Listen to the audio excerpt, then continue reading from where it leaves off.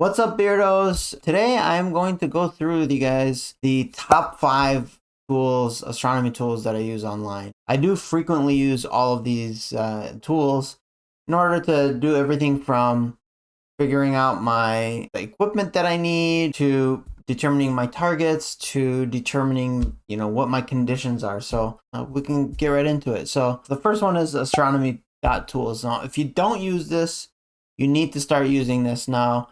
There's two tools specifically on here that I use. The first one is the field of view calculator, and this one has the visual mode and the imaging mode. I don't know why it defaults to the visual mode because I think there's a lot more people who are coming to this to do imaging. So typically we'll come in here and I'll switch to imaging mode. You can select an object. So we'll load the Orion Nebula, the very famous Orion Nebula. You can select the telescope. So William Optics GT81, my favorite telescope of all time. You can select a camera, so you can see the type of field of view that you'll get with different cameras. So especially like when I'm about to purchase a camera, I will go in here and I will look at the differences between the camera. So here's ASI 1600, for example. This is one of the cameras that I use already. So it preloads all that for you, or you can just do a custom one and add your own.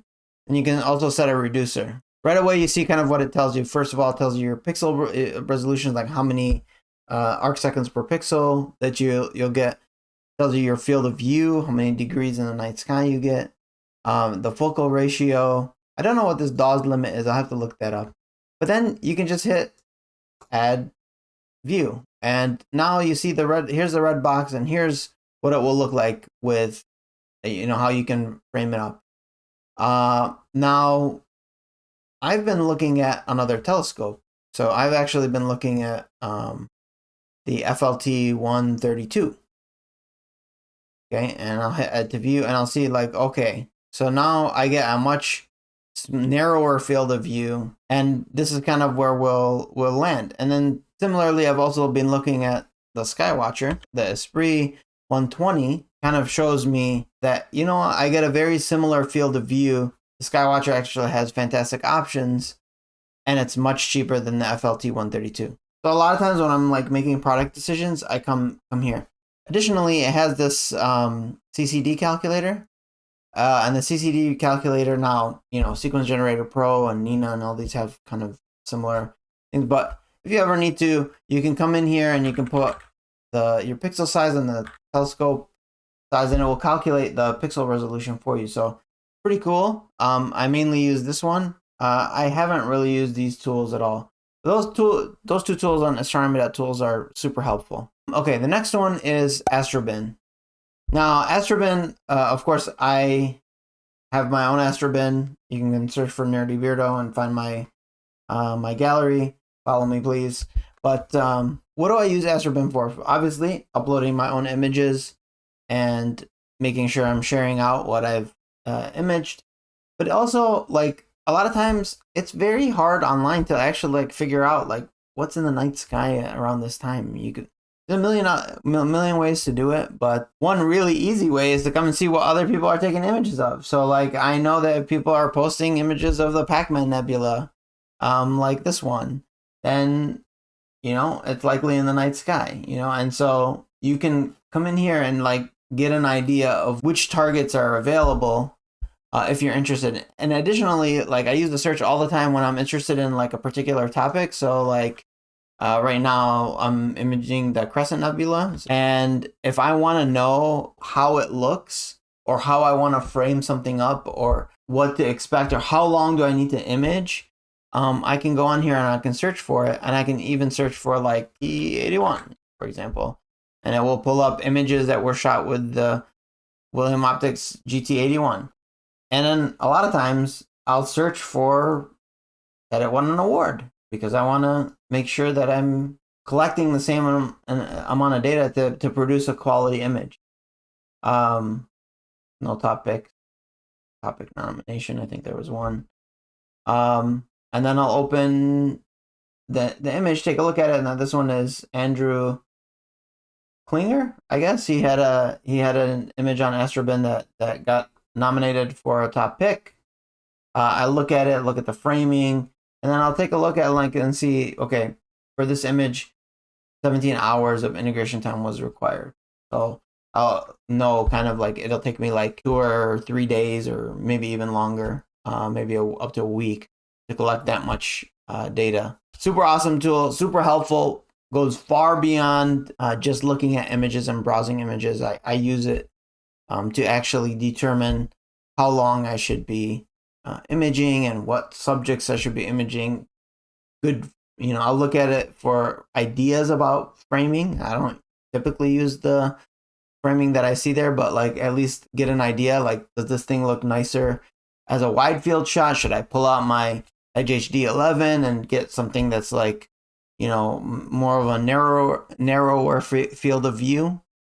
So a super helpful tool. Okay, the next one is the light pollution map. So many times I need to determine like if a location I'm going to, especially if I go somewhere or has a lot of light pollution, to determine like what I need to take with me. So, if I search for San Francisco, it will take me there and it will show me that San Francisco, which I live in the Bay Area, is a super, super polluted place. And so if I zoom out, I can get an idea of where or how far I have to go in order to have, a little bit better viewing area. And I'm guessing this area is like probably somewhere near Livermore here, where they have a little bit better skies. So super helpful tool. Okay. The next one is Clear Outside. Now, Clear Outside, I use this a lot. I use the app version on my phone, and I use this to determine whether or not I can image that night. Let's look at Livermore. So now it'll pull it up. It'll say, okay, Livermore is, I don't live in Livermore, but Livermore is a Bordeaux Class 6.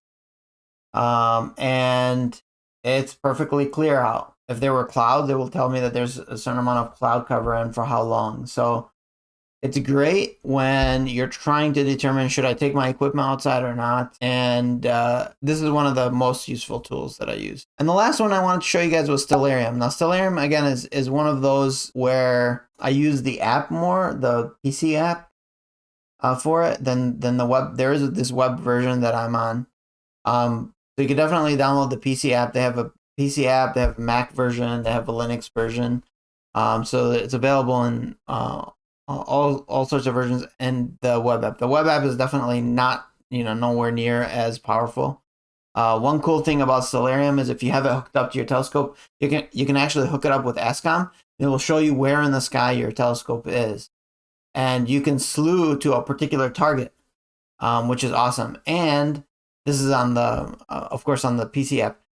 And on top of that, you can actually set up your scopes, your lenses, your cameras within it, and get an idea of like how to frame and what the frame could look like, and slew your telescope there. And it's really neat, and it has a huge database of objects, including satellites and including comets. So I highly recommend using Stellarium. I would actually recommend downloading it and using it. I believe they also have a phone version as well.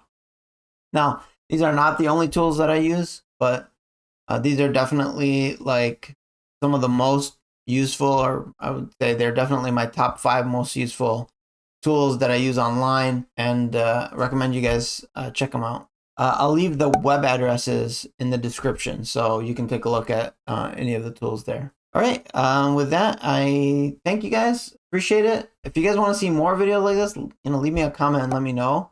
I'm kind of experimenting with these quicker videos. If you like them, I'll definitely keep them coming on my off time, and definitely would appreciate you guys clicking the subscribe button. Thanks, guys. See you later. Bye.